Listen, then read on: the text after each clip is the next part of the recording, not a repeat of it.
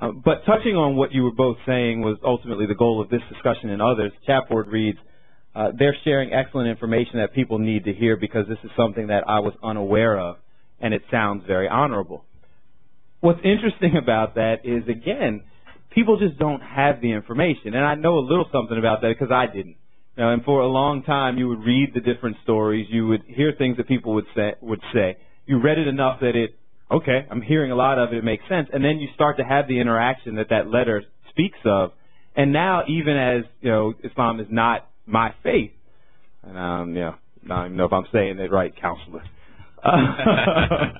But even though I'm very capable now and often get into arguments with people or discussions with people saying your belief system and what you're saying about a religion that you know nothing about is clearly false. So can you touch, and we go back to what we said before, can you ever really get to the point where you touch enough people or people have open enough minds to accept that their views or Philly Magazine or whatever are just patently false? And that's part of the problem. And I'm not saying that as if I'm dismissive. I mean, obviously we care. We're having the discussion here. But the assumption that these individuals really are concerned about sharing the right information. I mean, they'll be there, Islam or not. If a young African American shoots somebody, they're there. If a young African American scores, whatever on their SATs, gets a full scholarship, and that never makes it to the paper. You get into the media for doing. You said you commit a crime, you're in the paper. You have sensationalism and talk about all the issues with Islam, you're in the paper. You share the actual truth about it, that doesn't sell papers. I actually think we don't disagree on that.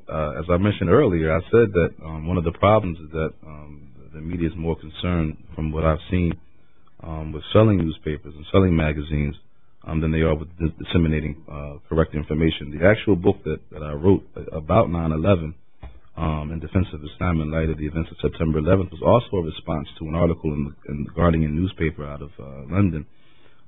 So I've seen this phenomenon for a long time of what goes on in the media.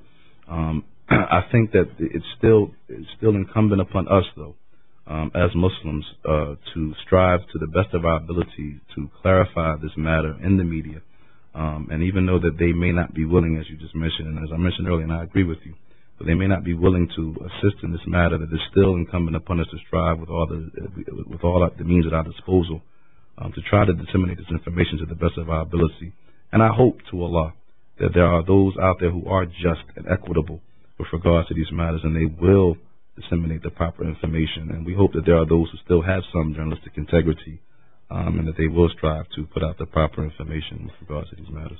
Question from the chat board. What can you do, or is it even your responsibility, in their words, to do something about thugs that run around claiming to be Muslims? Is there any way that you can reach them, show them the correct code of behavior, correct behavior of individuals who, again, are wrapping themselves in the religion but not necessarily living up to it? Well, the first thing that needs to be understood is that this is not something that we haven't been doing. Again, I think it goes back to my statement earlier, that absence of knowledge does not necessitate knowledge of what is absent. We have been doing classes for many years. Our religion, Islam, actually, let me just take it back to the fundamentals again. Islam is in opposition to these actions that these individuals do. Even in the declaration of becoming a Muslim, the testimony that nothing has the right to be worshipped except for Allah, and that Muhammad is his messenger, in that declaration there are things that are necessitated. From those things that are necessitated are leaving off shirk, which is polytheism and the worship of a multitude of gods. Rather, we only worship one God alone. Also leaving off innovation, innovating newly invented matters into the religion. And thirdly, is leaving off sin and transgression in all its forms and types.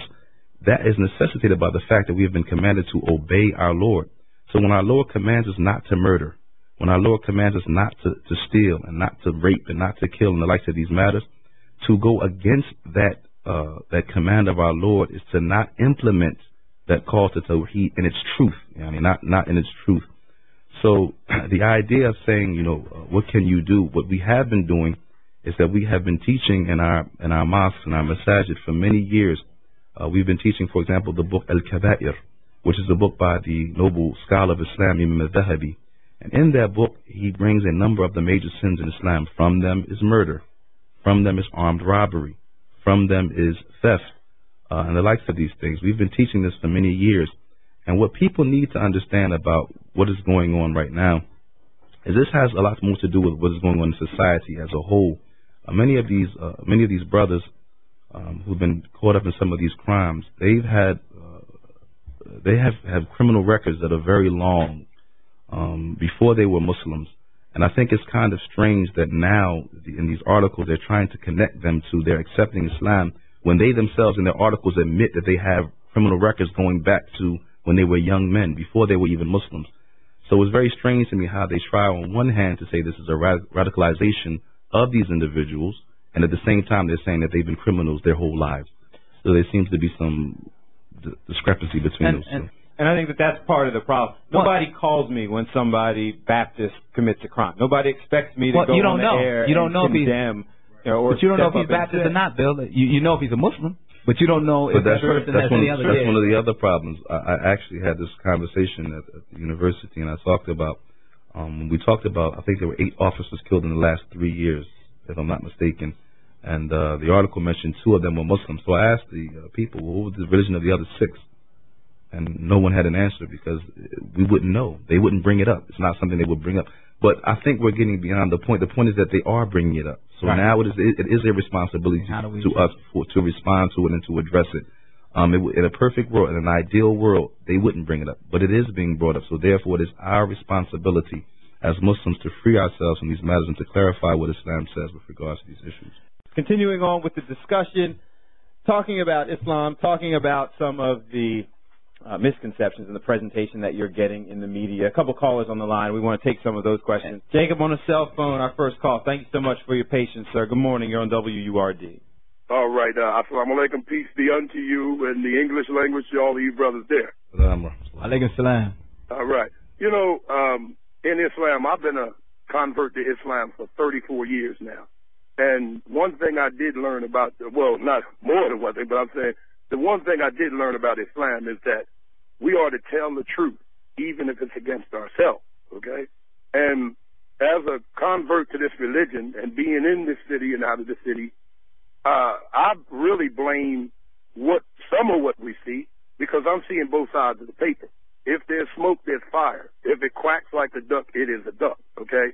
And I blame the leadership of these different, I wouldn't say sects, I would say communities of Muslims, that sometimes I see where people are taught more about how to dress and wear the religion on their backs other than how to live it. Because the best dress is that of the conduct. And I myself, I mean, some of the things I see outside in the community with people who are dressed like Muslims would be dressed, and their conduct, it's absolutely, to me, appalling. So I'm saying that we need to stop, some of these young brothers and sisters and people out of jail, we give them more how they should look or Muslim dress than we do how the Prophet Muhammad, peace and blessing be upon him, acted. Because there's no way that you can take your shahada and understand this religion and then act the way I see as a Muslim.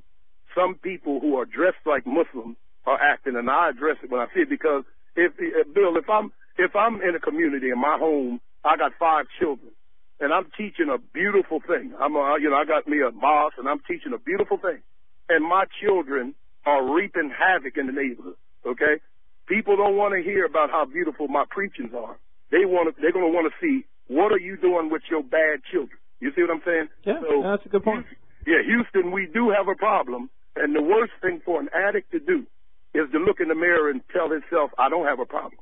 Okay? So I'm saying, as a 34-year convert to the religion of Islam in this area, Houston, we do have a problem. Professor, do we have an answer?